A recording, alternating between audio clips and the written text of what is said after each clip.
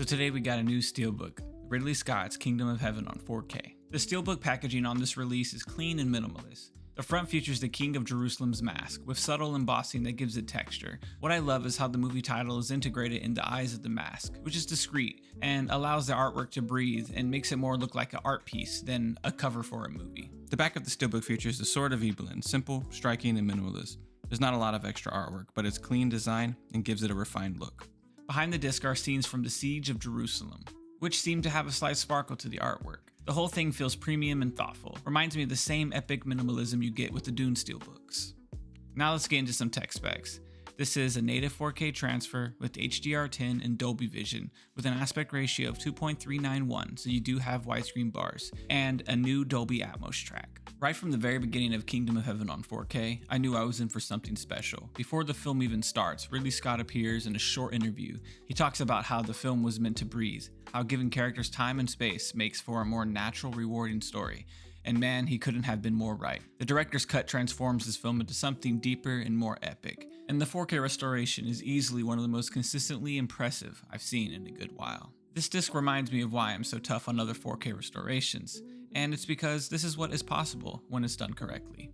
Let's talk texture. Every frame is loaded with it, from rugged landscapes to detailed stonework of Jerusalem. The image is rich with clarity. One of the most noticeable details is the armor and the chainmail.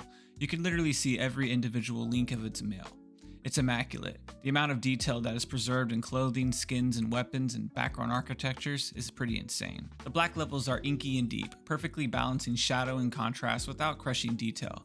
Whether it's a candlelit corridor or a sun-drenched battlefield, nothing feels overexposed or lost in darkness. The contrast is beautifully calibrated, allowing fire to glow vibrantly while maintaining texture in the surrounding chaos. Massive scenes featuring entire armies are where this transfer really flexes. These aren't just wide shots for the sake of scale. Every frame is alive with movement, soldiers, banners, dust, and flames.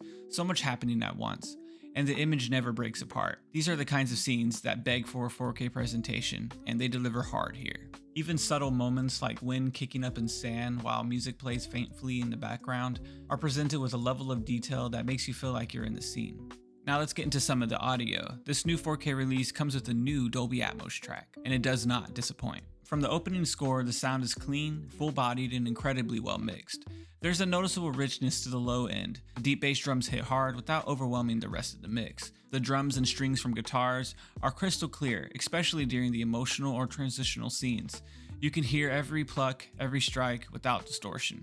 And the blades and the clashing of steel even sounds crispier on this disc as well. But it's the action sequences where the sound design comes alive. One standout moment was during the Siege of Jerusalem, where the catapults fire and crash into the city. The impact sounds, the layered explosions, the whoosh of the flaming projectiles, the crumbling of stone, all are blended with rumbling bass that gives it weight. You feel it as much as you hear it. Even the quieter scenes, like the desert wind blowing across a barren landscape, the mix stays immersive. Ambient noise is subtle but full, and the spatial design is handled really well. Dialogue is clear throughout, never really gets lost in the mix, unless you can't really understand some of the characters' accents, which is pretty understandable. Now this release is loaded with a whole bunch of special features.